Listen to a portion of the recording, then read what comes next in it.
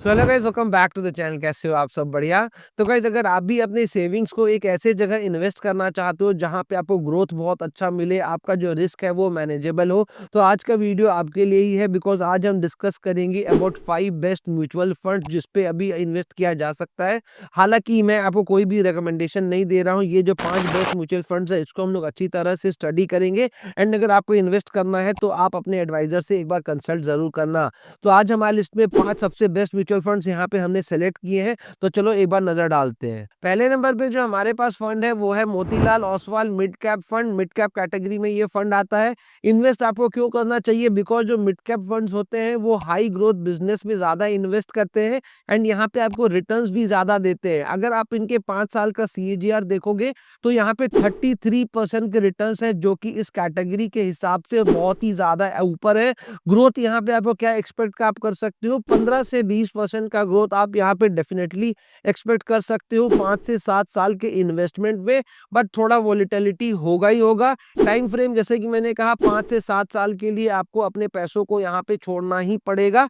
And एक चीज मैं कहूंगा, शॉर्ट टर्म वाले जो होते हैं वो वोलेटाइल होते हैं, लेकिन जब वो थोड़ा टाइम पीरियड हो जाता है ना तो वो प्रॉफिटेबल डेफिनेटली होते हैं। तो जो सबसे बड़ा रीजन है इसमें इन्वेस्ट करने का कि फंड मैनेजर का स्ट्रॉन्ग ट्रैक रिकॉर्ड है, प्लस जो फोकस है वो high quality mid size companies में है। तो ये जो फंड है ये एग्रेसिव इन्वेस्टर्स के लिए बहुत ज्यादा सही रहेगा। थोड़ा सा रिस्क है लेकिन यहाँ पे आपको गेन भी अच्छा मिल सकता है। दूसरे नंबर पे जो हमारे पास फंड है वो है पराग पारे flexi cap fund, category flexi cap. क्यों इन्वेस्ट करना है? बिकॉज यहाँ पे ये तीनों कैटेगरी में इन्वेस्ट करते हैं। लार्ज कैप पे भी करते हैं, मिड कैप में भी करते हैं, स्मॉल कैप में भी करते हैं, प्लस ये इंटरनेशनल स्टॉक्स में भी इन्वेस्ट करते हैं जैसे कि यूएस कंपनीज वगैरह में हो गया। तो यहाँ पे जो इनका एक्सपोजर है वो बहुत ही ज्यादा डाइवर्सिफाइड है एंड डाइवर्सिफाइड होने के लिए यहाँ पे जो वॉलेटिलिटी को भी बहुत अच्छी तरह से ये हैंडल कर लेते हैं। साथ ही अगर आप इनका 5 साल का CAGR देखोगे तो 18 से 20% के अराउंड रहा है, जो कि निफ्टी 500 को आउट परफॉर्म करता है। ग्रोथ एक्सपेक्टेशन यहाँ पे आप क्या रख सकते हो? तो अगर आप यहाँ पे लॉन्ग टर्म में अगर आप इन्वेस्ट करते हो 5 से 10 साल के अराउंड पे, तो यहाँ पे आप इजिली 15 से 18% का आप यहाँ पे रिटर्न जो है वो एक्सपेक्ट कर सकते हो। और साथ ही यहाँ पे ये ग्लोबल मार्केट में भी इन्वेस्ट करते हैं, तो यहाँ पे आपका जो इन्वेस्ट रिटर्न का चांसेस और भी ज्यादा बेटर हो जाता है। टाइम फ्रेम मैंने ऑलरेडी बता ही दिया है, 5 साल तो भैया मिनिमम यहाँ पे आपको अपना देना ही पड़ेगा। 5 साल से ऊपर जितना दे सकते हो आप दे सकते हो।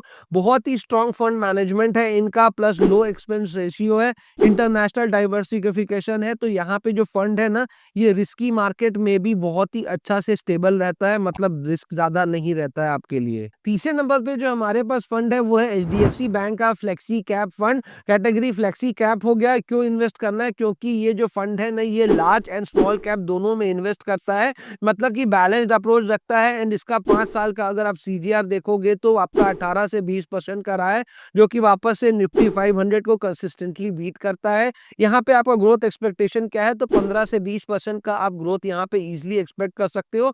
लेकिन यहाँ पे वापस से कहूंगा कि मिनिमम 5 से 10 साल का यहाँ पे आपको टाइम देना पड़ेगा, और इसका जो रिस्क है वो मॉडरेट है, मतलब ज्यादा हाई रिस्क नहीं है। लेकिन हाँ, रिस्क तो देखो ऑब्वियसली यहाँ पे रहता ही रहता है।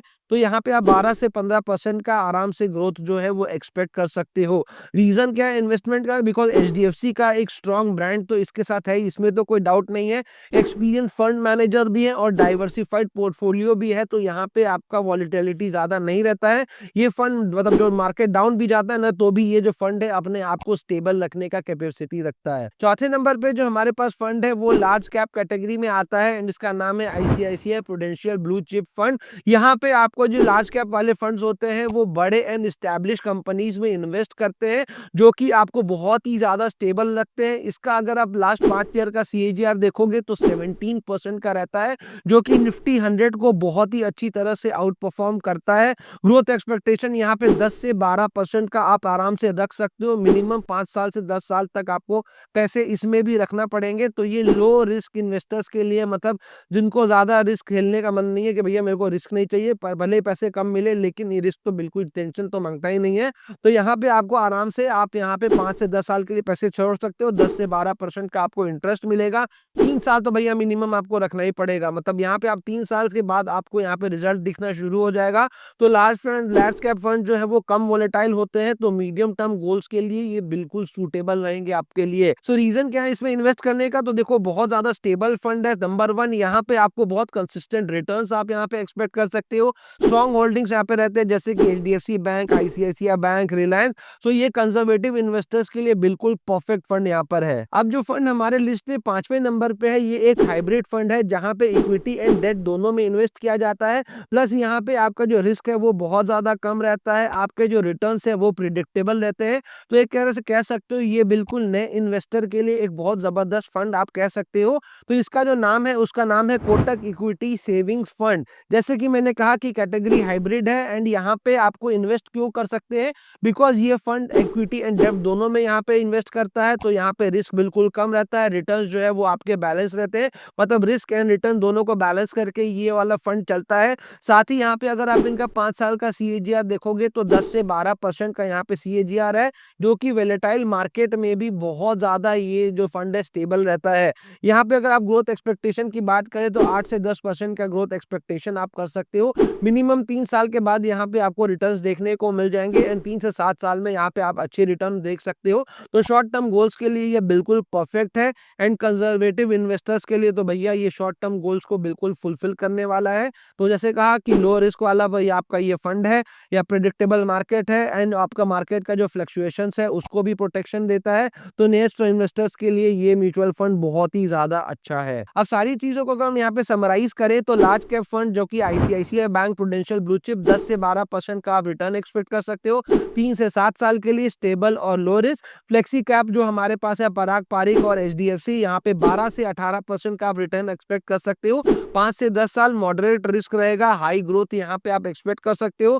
मिड कैप में आ गया मोतीलाल ओसवाल, जहां पे आपको 15 से 20% का आप रिटर्न एक्सपेक्ट कर सकते हो 5 से 7 साल के लिए। रिस्क हाई रहेगा एंड हाई रिवॉर्ड भी रहेगा, मतलब जितना ज्यादा रिस्क उतना ज्यादा रिवॉर्ड। और हाइब्रिड फंड हो गया कोटक इक्विटी, जहां पे 8 से 10% का आप रिटर्न एक्सपेक्ट कर सकते हो 3 से 5 साल 7 साल के लिए यहाँ पे इन्वेस्ट करना पड़ेगा, लो रिस्क रहेगा तो रिटर्न भी यहाँ पे बिल्कुल लो रहेगा। तो अभी के हिसाब से जो 5 बेस्ट म्यूचुअल फंड्स हमें यहाँ पे लगे वो हमने आपके साथ शेयर कर लिए। आपको कौन सा म्यूचुअल फंड ज्यादा बेटर लगा कमेंट करके जरूर बताइएगा, मैं आपके कमेंट पर्सनली जरूर पढ़ूंगा। एंड वीडियो अच्छी लगी हो तो प्लीज वीडियो को लाइक जरूर करिएगा, चैनल पे नए तो सब्सक्राइब जरूर करिएगा। जल्दी मिलते हैं ऐसे इंटरेस्टिंग इन्फॉर्मेटिव वीडियो के साथ, तब तक के लिए जय हिंद।